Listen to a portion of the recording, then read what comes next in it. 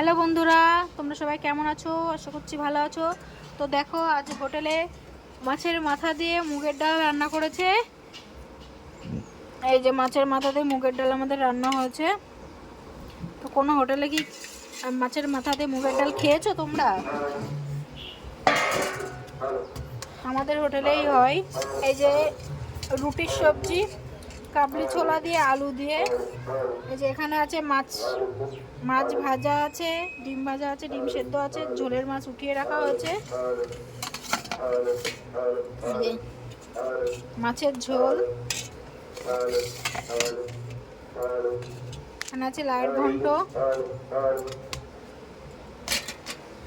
এখানে আছে আলু মাখা কমন, এই যে ডিমের ঝোল,